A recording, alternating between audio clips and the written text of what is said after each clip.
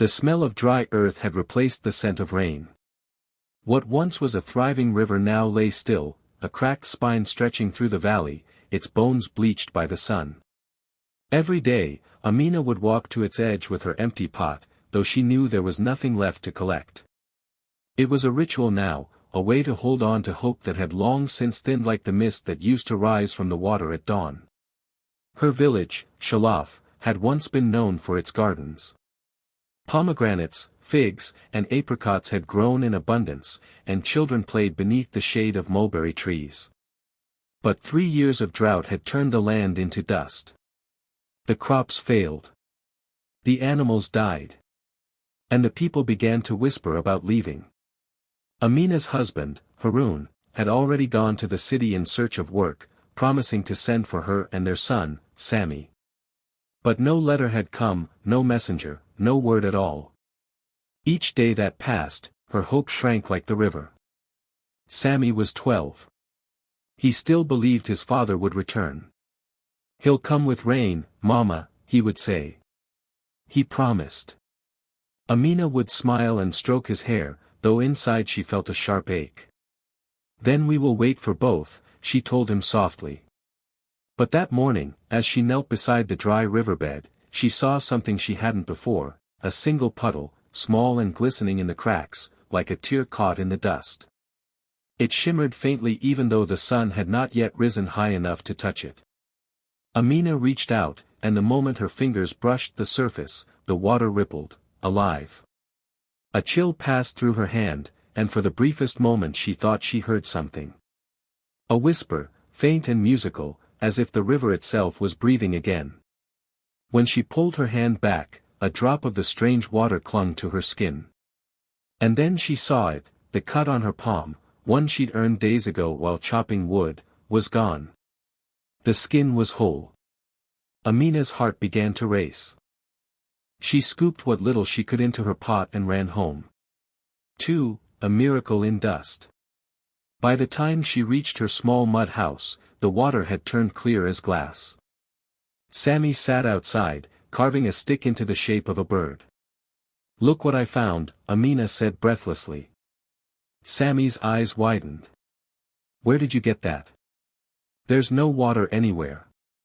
"The river," she said. "Just a little. But watch." She poured a few drops onto a wilted plant by the doorway. The leaves trembled, then straightened, their color deepening from brown to green before her eyes. Sami gasped and fell to his knees beside it. "Mama, it's alive." Amina felt tears rise to her eyes. "Yes," she whispered. "It's alive." That night, she gave a drop to Sami to drink. He'd been coughing for weeks, his chest rattling with each breath. Within an hour, the cough stopped. His face grew calm, his breathing steady. Amina stared at him in disbelief, her heart trembling with gratitude and fear. When dawn came, she returned to the river, but the puddle was gone. She searched the cracked earth, digging with her bare hands, but found nothing. The water had vanished. Still, she had her pot. The few remaining drops within it glowed faintly in the morning light. 3. The word spreads. News traveled fast in Shalaf. Within 2 days, everyone knew. Old Farid's blindness had faded after Amina gave him a sip. Noura's dying child recovered overnight. People began to come to her door with clay jars and desperate eyes. Amina tried to tell them she had almost nothing left. But they begged, pleaded, even fell to their knees. She could not turn them away. Each time she gave a drop, the pot refilled by itself, never overflowing, never emptying completely. Some called it a blessing from God. Others whispered darker things. They said it was not holy water at all, but cursed, drawn from the realm of jinn, or stolen from death itself. At night, Amina would lie awake, listening to the strange hum that came from the pot. It was soft at first, like wind over sand. Then it grew louder, as if many voices were murmuring in a language she could not understand. One night, she dreamt of the river again. It was alive now, full and rushing, but red as blood. And standing in its center was a man. His face was shadowed, but she knew him. "Haroun," she whispered in her dream.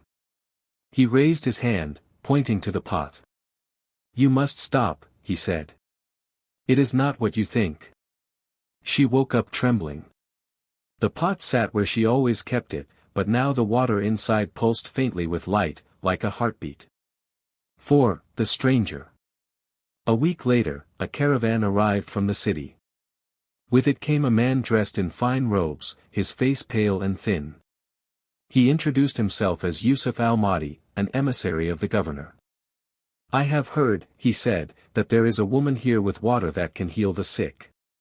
Amina said nothing. "I wish to see it for myself," he continued.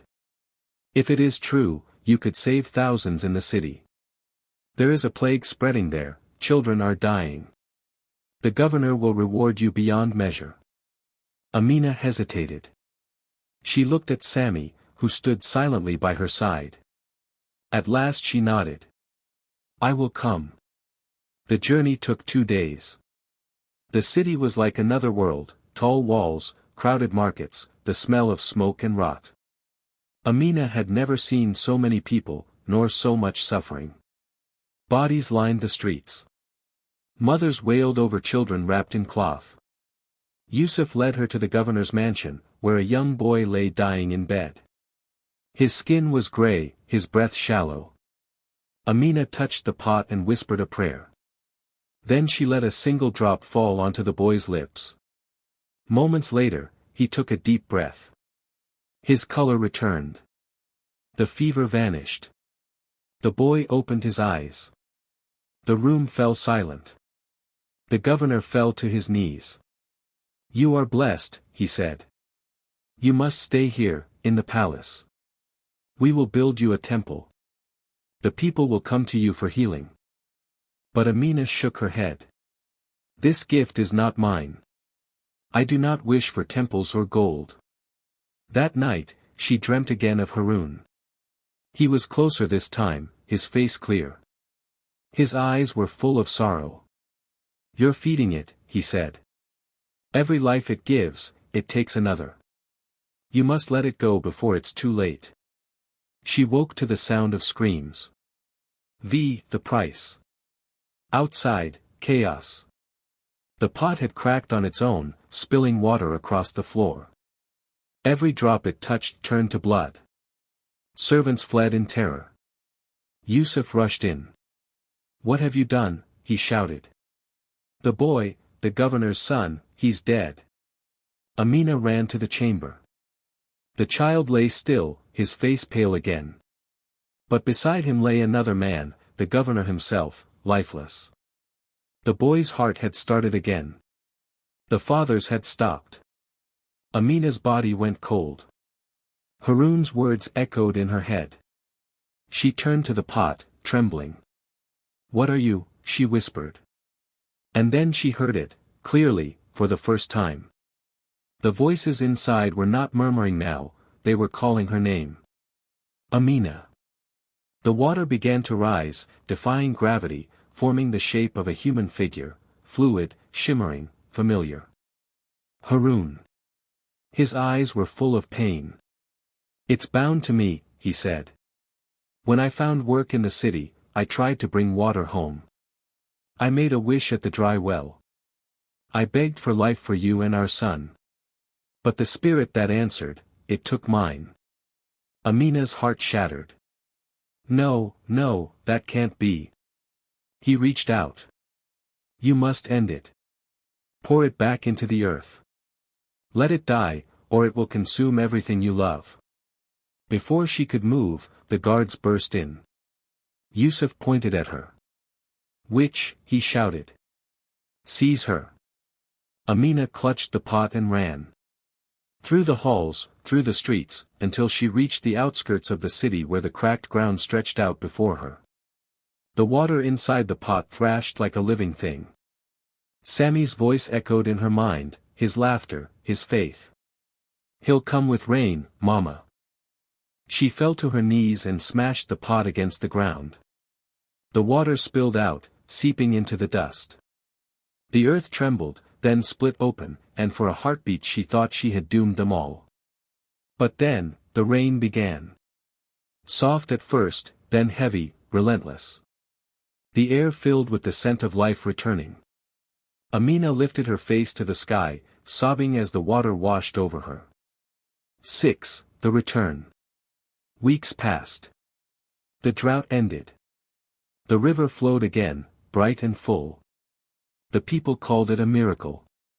They spoke of Amina's courage, though none knew what had truly happened. She returned to Shalaf with Sami. The village bloomed once more. But sometimes, when she knelt by the river, she would see her reflection shimmer, not her own face, but Haroun's, smiling faintly before fading into the current. And deep beneath the water, a faint hum still lingered. Not dark, not threatening, simply waiting. For as every river remembers, so does every gift of life carry the echo of the one who gave it. 7. The last whisper. Years later, when Sami was grown and had children of his own, he would tell the story of the water of life. Some said it was a blessing, others a curse. But he always ended it the same way. The water gives, and the water takes. It remembers every promise we make to it. And if you ever hear it whisper your name, don't be afraid. Just listen. And when he said those words, the wind would stir, carrying with it a faint sound like a sigh, or perhaps a name, Amina, rippling softly over the water that had once been dead and was now alive again.